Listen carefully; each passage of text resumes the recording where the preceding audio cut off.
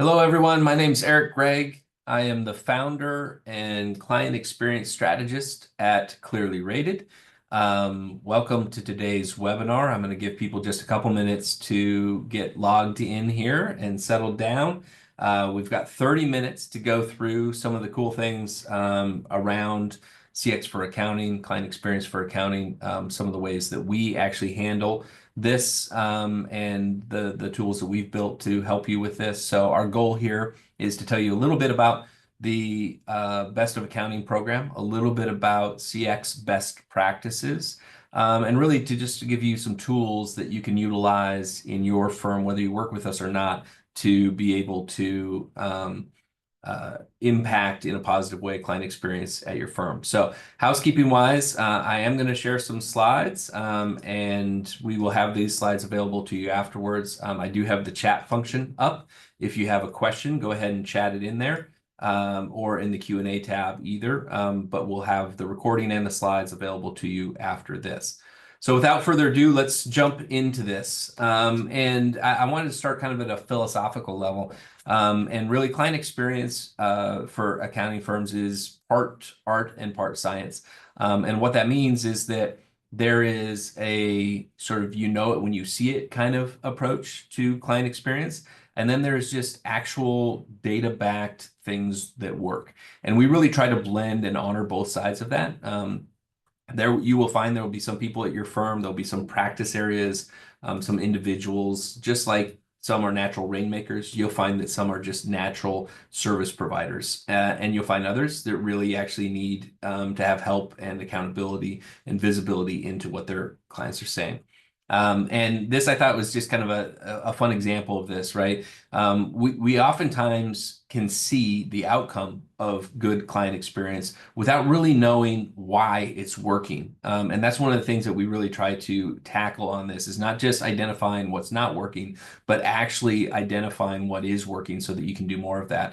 And I think the steam engine is a fun example of that. If you look back at the history of the steam engine was actually built before people understood why steam could make a train move. The thermonuclear aspects of that did not make sense to people when they built the steam engine. It was only later that they were able to actually understand why steam was such a powerful energy creator and was able to do that. And so we're kind of trying to do that same thing, right? You've seen great client experience, you've seen great client service. We're trying to help you unpack what actually goes into that so that you can recreate it and utilize that. A quick introduction of ClearlyRated. We are the CX platform for accounting firms. 89% of our accounting firm customers rate us a 9 or a 10. 96% say that we help them differentiate in the marketplace. 97% report a positive ROI. We power NPS for 400 plus firms, 100 of which are accounting firms. 80 billion in revenue is under our platform's protection to really identify at-risk accounts and revenue. We work with about a quarter of the top 100 accounting firms. Really proud of the work that we've been doing with them. And in fact, if you look at this and you take our firms that we work with, they grow about 10.6% compound annual growth from 2019 to 2023. The firms that we don't work with grow at 8.8%. This is not necessarily saying that, hey, work with us and we are unlocking that growth, but I do feel like it's a pretty good indication of what really people that are focused on client experience for accounting firms, those firms tend to grow faster. And in fact, you know, for a $100 million firm that's focused on CX, there's an opportunity for about $20 million in additional revenue over 4 years with that focus. And so we'll unpack a little bit as to how you get to that point as a part of it. Most everybody on this call will recognize Net Promoter Score. It was developed about 20 years ago by a former Bain consultant, Fred Reichheld. And it's just simply how likely are you to recommend our firm to a friend or colleague? 0 to 10, with 9s and 10s being promoters. Those are the people that love you. Passives are 7s and 8s. These are people that are satisfied, but not necessarily loyal. And then your detractors, 0 through 6. And these are people that have had some kind of a service issue, and the response to that service issue has not fully met their expectations. So Net Promoter Score is simply percentage of promoters minus the percentage of detractors. For those doing the math at home, that means that you can have a score from -100, which is not likely, but where everybody is a detractor, to +100, which is also not likely, where everyone's a promoter. What we typically find when we look at this for the industry is anything 0 to 30 is pretty average. 30 to 50 is above average. 50 to 70 is exceptional. 70 plus is considered to be world class. And so that kind of gives you an idea of where this goes. And one of the cool things about Best of Accounting is that as we go through here, we actually are able to give you not only industry averages, but also what are other firms that are really high performers in CX, what are they able to do? So you can benchmark against that. So the first thing is let's see the impact that this has. And so we did an analysis of over 3,700 clients, more than 1.5 billion in spend. And what we found was that promoters were 56% more likely to come back that next year. So detractors are 56% less likely to reorder in the following year or to spend money with your firm in the following year. And that makes sense, right? If somebody's dissatisfied, it would make more sense that they're likely to leave, or at least more likely to leave, even if it's not the majority of them leaving. But what happens is, even if they don't come back, or if they do come back, their spend is very different. On average, a promoter increased their spend by about 8%. Detractors decreased their spend by over 14%. And this is what we really see in the accounting space more often, is not so much that frustration leads to immediate change, but what it leads to is you miss out on new projects, new opportunities, cross-selling, upselling opportunities, and ultimately they start to pull different projects from you until they're with another firm, and you've missed out on those opportunities and you lose them completely.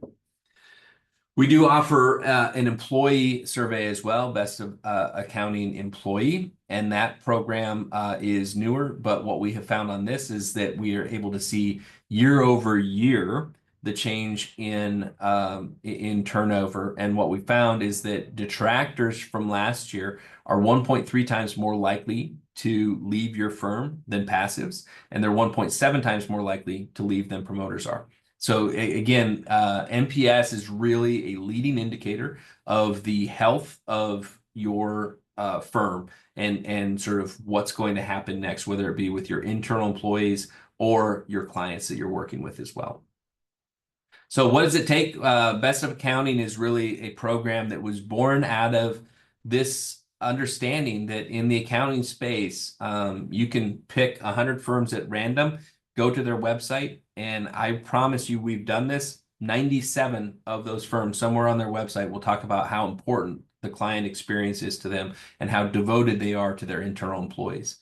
And it kind of falls on deaf ears because everybody's saying it and very few people can actually prove it.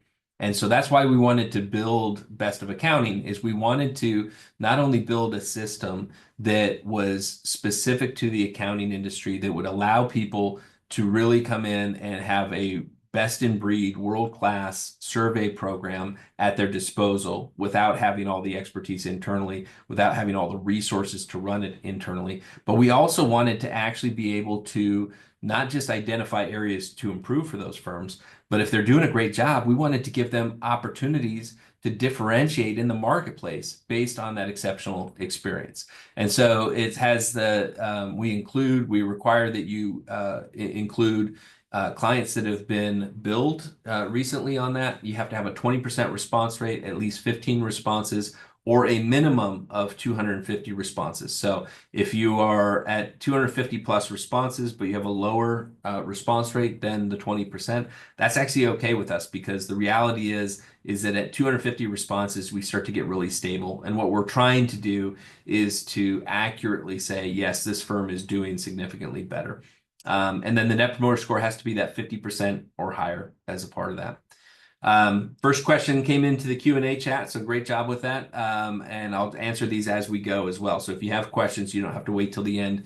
You can put these in as we're going. The first question is there a specific time of year that you have to go? It's a really great question. We can handle surveys at any time during the year.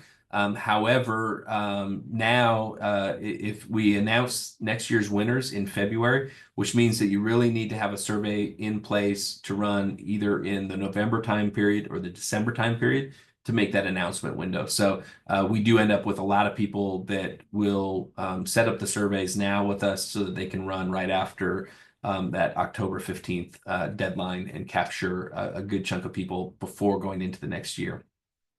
Great question. So if you're on this call, you're likely trying to understand a little bit more about Best of Accounting, but you're also trying to understand a little bit more about what makes a truly effective CX measurement program. And what I'll kind of lay out here is what I think is kind of the baseline. And there's a million different ways that you can get feedback from your clients. And you can utilize Net Promoter Score. That methodology is very clear and out there. And those ways, allow you to ask the questions of your clients and report on that. But what most people don't understand and what we really build our product to do is to also do all of these other things at scale within this. You want to not only be able to measure, you want to be able to improve. So being able to take action on those insights, understanding where to take action is really important. We do a good job of that. Also, service is a human, personal experience. The employees that you have that are doing a great job with that, we should shine a light on them, right? We know who they are from the survey experience. And so we automate that process. We also amplify those service wins by capturing testimonials, helping you enhance your online reputation. And so we'll go through each of those as well. The survey we use is an 8-question standard survey. One of the questions I usually get when I'm going through this is, can we ask our own questions? Yes, you can. And that's a customization that we allow. However, you don't have to, because these questions that we have, things like responsiveness, quality of the work, value that you're delivering, being proactive, those are all things that we have learned over past research in the years are key drivers of Net Promoter Score and a high score within an accounting firm. So you don't have to customize, but you can customize as a part of that. Our guideline is to keep it less than 10 questions and to make it easy on the respondent. And that's part of why I'll go through some of the response rate stuff here in a minute, but that's part of why our response rate tends to be significantly higher than the industry. So if you look at the accounting industry, we've been measuring this for years. In fact, we're about to go into the field and measure it again. Satisfaction and Net Promoter Score for the average accounting firm is about 41. When you look at the median of our Best of Accounting winners, it's 81, so well above world class. And what we find in this industry is that there's not a lot of, there's a number of industries, including some of the other ones that we work in, where you'll find some real poor performers and some real world-class performers. What we find in the accounting industry is that there's not really terrible service providers. There's mediocre service providers, and there's a lot of them. And then there's some really exceptional service providers. And we also find that there's a lot of variability even within the firm, from partner to partner, from practice area to practice area. So those are the things that you really want to make sure that you can kind of root out with your program. I thought it'd be helpful to show the percentage of firms we're working with that improved client NPS. And you can see that 2021, 2022, and 2023, we kind of hit a peak in 2020. And then it's actually been down the last 2 years for accounting firms. One of the things that we've seen on this is that as we went into 2020, most people thought that, oh no, this is going to be a time where, with the pandemic and everybody working remotely, it's actually going to get worse. And in fact, it got better. Not only did the service get better, but clients gave us a little bit more leeway if it took us a couple days to get back to them, right? Because we were all dealing with a pandemic. We were kind of all in that. Well, that sort of went away, and we're seeing that in 2022 and 2023, where we're actually being judged a little bit more like we were pre-pandemic. And so we have to really go above and beyond with our clients to earn that same level of loyalty that we maybe earned in 2019 and 2020. Additionally, what we're seeing is a lot of firms have been forced to raise rates, some significantly, and those conversations also kind of put the value created under the microscope and is a little bit of a headwind for satisfaction gains. I was talking about the response rate on this. Our average response rate for Best of Accounting was about 24%. It's 12.5% is the B2B average response rate. So we're still about double what that average is, but you can see the slope of that line has gone down a little bit. There's also quite a bit of variance. So my guidance to you would be, look, the response rate is not your marketer's responsibility, it's the entire firm's responsibility. And getting feedback is far more important than the score that you get. And so really engaging and asking people to participate and giving them the opportunity to give that feedback is really, really critical to the success of this. I wanted to talk internal employee surveys as well. So we have an internal employee engagement survey for accounting firms. Not only does it provide you the insight on that, it also allows you to look and see what differences there are, not just across, say, practice area or role or tenure, which are really important ways to look at it, but are the males in your organization significantly more satisfied than the females? Are your BIPOC employees having a different experience than your white employees? The ability to go deep on those items is really, really critical to ensuring that you have a culture that works for everybody. When we look at the satisfaction scores of the clearly rated firms on this, you can see it's been in a drop since 2021. And actually, if you look at the amount that has dropped about 6% in 2023, another 3.5% in 2024. It's just been harder for a lot of our firms. They're a little bit behind their growth goals. They're feeling a little bit more pressure, and it's just not as easy of a job as it was in 2021 and 2022 as we were kind of emerging from the economic recession created by the pandemic. So it's really a challenge as people start to look at, their back to office policies, which we've seen that drive a lot of employee satisfaction, and just a lot of change that's happening right now in the industry, as well as the other industries that we follow. Response rates have stayed high. You should have on your internal employee survey, you should really strive to have a response rate in the 65 to 80% range. That's a really healthy response rate. And even, quite large firms that we work with can get to that number. And you can see the 75th percentile is up over 80%.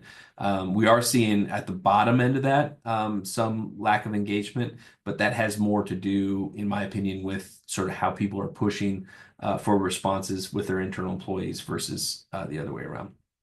Another question came in, do you have to do Best of Accounting employee and client, or can you choose one or the other? You definitely can choose either one of those or one or the other as a part of it. So a lot of people will do both. And that kind of gives them a really kind of full picture of their firm, but you can choose to do one or the other. So within Best of Accounting, if you're on Salesforce or Microsoft Dynamics 365, we have full integrations with those, so we can actually automate that survey experience. What we're starting to see a lot of firms doing is really go to journey-based surveying, and we're helping those firms kind of build out those journeys. But if you think about it, having a journey as you onboard new clients and getting feedback on that new client journey is and should be different than as you work with somebody that's maybe been at your firm for 5 years. And so we have the ability to really build out and help you maintain those journeys as well. Within the platform, one of the things that we get a lot of positive responses for is just how simple our dashboard is. And so you can see here, one thing that I mentioned earlier is you're going to have variability. Even very small firms have variability. Partner A is really good at being responsive, but not very good at managing to the deadlines. Partner B is great with deadlines and great with the technical components, but lacks kind of the communication pieces. You need to segment this because you're going to have different stories. It's very rare that you find something that the entire firm needs to do differently. And so as you're looking at your program, find ways to segment it, whether it's journey-based or practice area, location, partner. Those are all key areas that you want to look at that. On the employee side, tenure, one of the biggest things that is really consistent is that we see a drop in satisfaction that happens usually starting at about year number 2 and sort of culminating in year number 4 or number 5. So there's a couple years in there that we have to kind of get them through the trough and kind of to the promised land if we want to keep them long term. So really focus on those folks that are a couple years into it. This is one of my favorite parts. This is actually an opportunity now where somebody gives you a 9 or a 10, and we say, great, would you be willing to leave a testimonial? And what we find is that about 40% of all surveys leave a testimonial, 48% of promoters do. It's very simple for them to do that. They do all of the approval of that testimonial here. And so you can actually bring these testimonials to light in real time. We have a feed. You can put them to your website. You can have them on your profile page at clearlyrated.com. But maybe the most powerful thing is that now as you go into proposals, you can actually bring testimonials. If you've got 2 partners that are going to be really leading a project and you're putting together a proposal, put testimonials from those partners. Let it be known, hey, here's how these partners scored. Here's what these partners' clients said about them. That's going to have the most impact. So really granular with how you utilize those testimonials. And then the other piece that really kind of drives on this are these detractor alerts. So, this is coming in real time. As you look at this, what I tell people is, look, you're going to identify some detractors. Everybody does. And when you do that, this is an opportunity. There's a well-researched paradox called the service recovery paradox. And what they have found with the service recovery paradox is that you can actually create more loyalty if there's an issue that happens and you respond positively to that issue than if there had been no issue at all. And we all kind of have that example. For me, I always think about a time when I was at a restaurant and they spilled the soup and it ruined my iPhone. Like, not a good experience, but the way that they reacted was so positive that I was actually more loyal to that restaurant than I would have been otherwise. And we've seen that before, right? Where something small happens, but the recovery is so big, it really actually makes us feel more closely aligned with that provider. And then one more that comes out in real time, this is the shout outs. We are in professional service industry. In professional services, when something goes really, really well, it's often because we have a professional that has gone above and beyond. And so we want to really shine the light on those folks. And so what we find is that we ask this, we call it our shout out feature, and we give them an opportunity to identify somebody that really went above and beyond. And when they do that, then we actually go ahead and ask them to give a little bit more information. It's this great shout out that then can be shared on social media. It can be shared directly with them in real time. And it's a real positive component of it. We talk about the clearly rated profile pages. So as we look at online reputation, it is critical. In fact, online reviews are second only to a personal referral with buyers of accounting services. And yet most accounting firms are candidly quite a bit behind on really creating that online reputation. So the ability to take, and this is just a public example with Brown Edwards, a client of ours, they've got a 4.7 star rating, 151 ratings by clients. That is a real powerful social proof that Brown Edwards is going to deliver for that next client that's considering them, that's trying to vet them. And I see a question in here, what if your scores aren't good? That's the fear that everybody always has. I will say it almost never happens. Your scores are almost always better than you think they are, and better, strong enough that you're going to be above a 4-star rating. And if you're above a 4-star rating, it's going to help you, is what the research shows. So very rare that you're not going to be above that 4-star rating. But if you're not, you can actually turn it off. You can't choose what goes into that rating, but you can choose to turn it on or turn it off. But the vast majority actually leave that on. One of the things that's really interesting is we're talking to accounting firm leaders and marketers and business developers, is they're really trying to flex their business development muscle and bring in new accounts. And so we actually have a new feature now where we can show you who's been on your website and the buyer intent on that. And so you can actually bring forward and understand, okay, somebody from this organization has been doing some research on that. It might be worth looking to see if we can reach out to them and start a conversation. And then probably the most popular thing that we've added in the last couple of years, what we realized, and we talked a lot about internally, was, man, it's everybody seems to be having issues with being proactive. That's one of the biggest complaints that clients of accounting firms have. And so how do we help avoid that? Well, in the survey, we asked them, what are some areas that they would like more information on? And we can customize this for you. There's a number of different ways that we do this. Some people are more comfortable, saying directly, what would you like to receive more information about? Others say, which of the following are areas that you expect to, experience in the next year? And that really is a win-win, because from the client standpoint, they're now giving you the information so that you can be more proactive and add more value in your conversations. But on the flip side, for us, it's also a great expansion and cross-selling opportunity there as well. And then a couple things that are just around the corner, like every good software, we've embedded some AI tools on the survey. This is maybe the thing I'm most excited about: the ability to utilize these generative AI models to really help you, get the contextual value out of your open-ended responses while also comparing you to industry. Super, super valuable, and that's coming out in later in Q4. And then these driver questions, really kind of showing the impact that these driver questions are having and can have on your scores and your performance, is a start of a revamp on some of the reporting that we're doing as well.